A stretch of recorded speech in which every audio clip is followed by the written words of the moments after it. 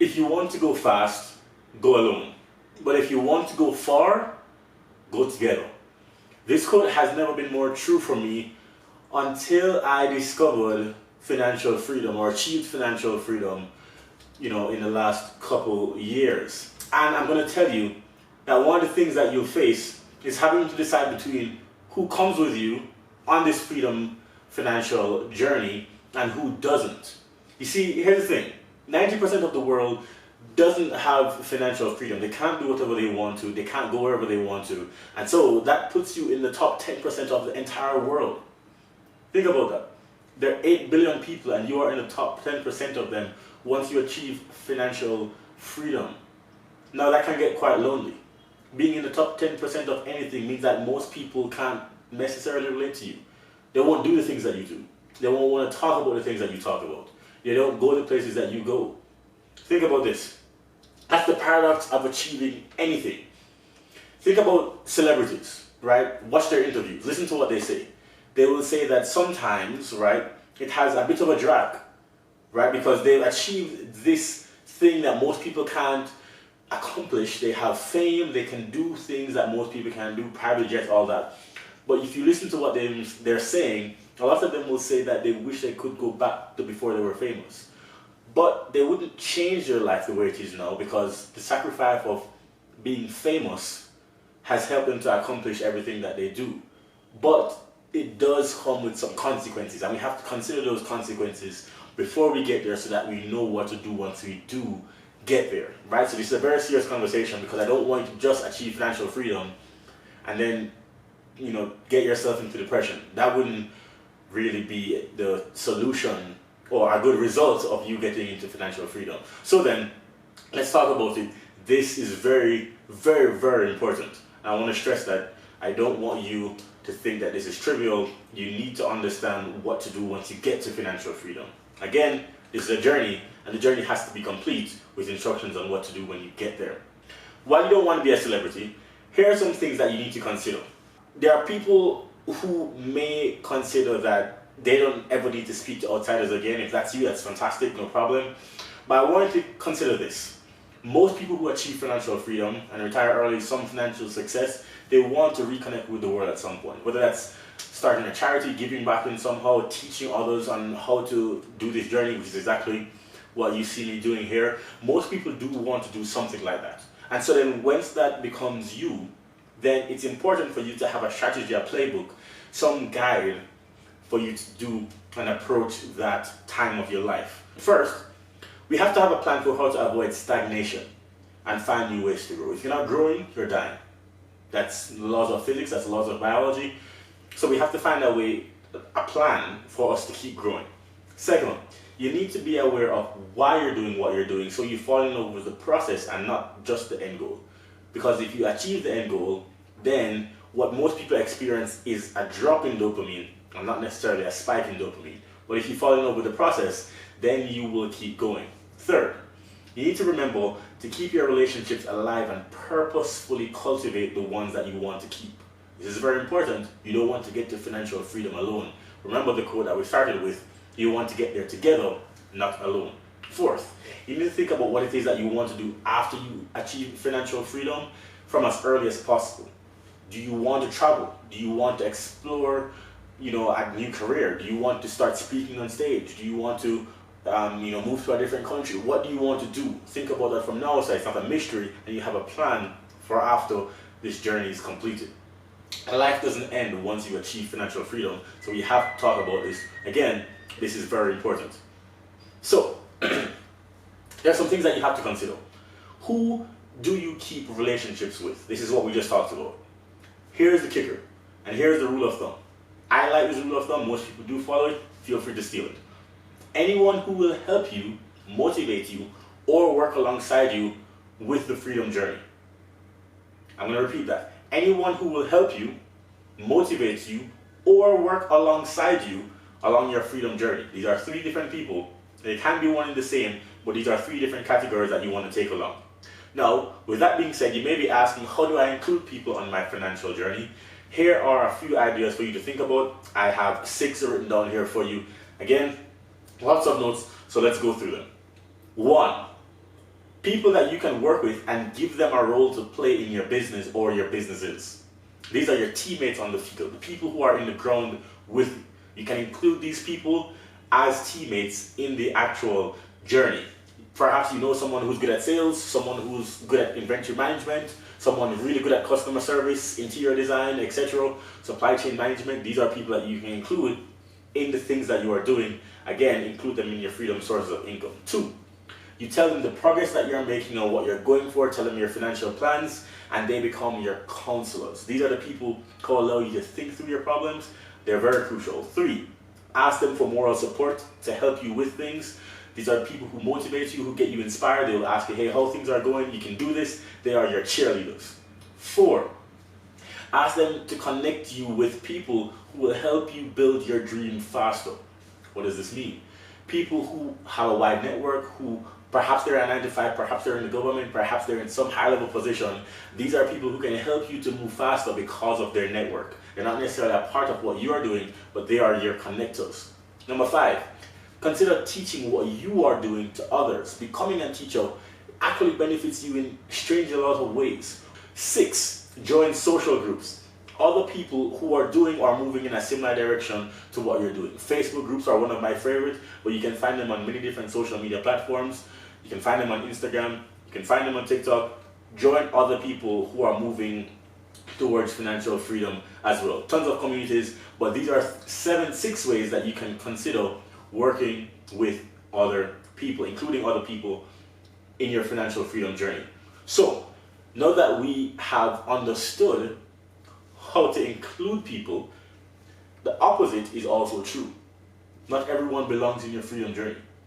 The goal of living more freely is to enjoy more of your life, and some people don't necessarily want that for you. Obviously, you want to include as many people as you can, but some people will drain the life from you. I'm taking this from experience and also from the research that my team and I did. You need to be able to understand who is not a part of your journey. The earlier you can do that, the better it will be for you. So, if you are to keep your garden growing, and your mind is a garden, you have to understand the people who will water your garden and the people who are weeds, and you need to take the weeds out. This is for your own sake, and this is very, very important. So, here are the people to watch out for. There are 4 people, 4 types of people, and here's what to do with them. So let's talk about the first. The first are people who blatantly disrespect you and your dream to be free. These are the people who say, for example, when you bring up your goal, who the hell do you think you are? I've been told that. That's too much work. They're always negative. That's never been done before. I think you're going for too big of a dream. These people are very negative and they blatantly oppose your dream right in front of you. Whether it's a joke or not, people will do that to you. Here's what I would recommend what you do with these people. You set them aside and you distance yourself from them. I understand some of these people may be family, but if you are to achieve your goal and you have these people, imagine your garden with weeds. If you want a flourishing garden, you have to understand that if your family is for you, there would be water and not weeds. And sometimes, I have to say this, friends and family and people you thought were for you are not. And you have to really approach this logically. Some people just need to be distanced away from this financial journey. But we're not done. There are 3 other types of people for you to watch out for. But the first, people who blatantly disrespect your dream, limit your exposure to them, and allow yourself to replace them with more positivity in your life. The second type of person, these are the type of people who complain. The type of people who complain and they never accept responsibility for what they're doing in their life. Here's what they will say. Oh, my boss doesn't give me enough time, or they restrict my overtime, or the government doesn't give me enough money. Oh, it's this president's fault why I'm the way I am, or it's because I grew up in the hood why I haven't achieved this, or it's because my parents want me to become a doctor but I can't do that. These are people who never accept responsibility for themselves. Ultimately, you are on your financial journey and you understand that you need to take life into your own hands, right? Other people, when they blame others, they don't take responsibility in their own hands, and therefore it's easier to cast blame and never take their life seriously enough to effect change. It is far easier to blame other people than it is for you to take the mantle up, like Thor, and go and do your own business. This is very important. Now, understand that the power of change is in your hands. So then if they don't believe that they can change, you might consider distancing yourself from them, because these people, unless they can accept responsibility for their own life, will cast that negative and that complaining behavior onto you. You want to be careful that that complaining mindset doesn't become your own, because you are taking charge of your life, and that separates you from them. If you can change them, go for it. If you can't, I recommend distancing. That's the kicker. That's where you can decide what you want to do here. The third type of person: people who genuinely love and want to see you do well. And this includes families, it includes friends, sometimes it includes strangers. Halfway across the world, some of the best people I've met in my financial freedom journey, I've never met them in person. People who genuinely love you and want to see you do well, you can keep these close to you. However, again, these are people to watch out for. These people, for some reason, right, perhaps they don't work well with you. Perhaps they're too lazy to actually do their dreams. But they, remember, want to see you do well. But perhaps they have poor work ethic. For a number of reasons, perhaps they don't necessarily need to be a part of your journey, but they're not detrimental to your journey. Now, they want to see you do well, which means there is some compartmentalization that can happen here. They can be a part of your life, but they don't necessarily need to be a part of your financial journey. Fantastic, let's move on. The last person is the person who doesn't want to be free at all. This is the person who enjoys their life. Fantastic, they have the kids, they have the wife, they have the husband, right? They have a nice stable job, a 9 to 5, they're a doctor, they're an engineer, they work at Google. Their life is fantastic in their eyes, and they don't want to change at all. You don't need to convince them to change. Just enjoy their company. You don't need to include them in your financial journey, but they can be great friends of yours, and they can be great lifetime friends of yours. And they make you happy, you make them happy. That's a great relationship. So these last two people are not necessarily people that you need to cut out. It's just about compartmentalization, right? So again, that last person, they're not unhappy, they're great, they bring positivity into your life, no problem. They don't need to be a part of this journey over here, but they can be great friends over here, which is fantastic. That we've gotten to the end, we have homework for you, I have homework for you, so that you understand the type of things that you are looking forward to at the end of your financial freedom journey. So here is your homework for tonight. I want you to write down 4 people that you would include in your financial freedom journey. Write them down. 4 people that you see around you, whether it's family or friends. People who have great work ethic, who also want to be free, but perhaps they don't know the information that you are learning right now. Go ahead and talk to them. Write them down, and that's your homework. The second item on your homework list, and it's only 2, write down all the people in your life that you need to watch out for and what you want to do with them. Go back and listen to the section on the 4 types of people that you need to watch out for and what you want to do with them. If there are people who are being negative with you, write them down in that category. If there are people who are fine where they are, write them down in that category.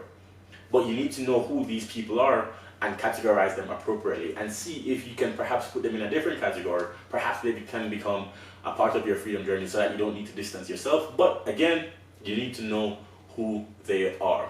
At the end of the day, this is your journey, this is your life, and you need to be able to live a life that is fulfilling to you. And when you are at the end of your life, you can feel proud and happy about it. That's fantastic. Good luck with your homework. Remember, freedom seekers, as always, you are always one decision away. Take care. I'll see you tomorrow.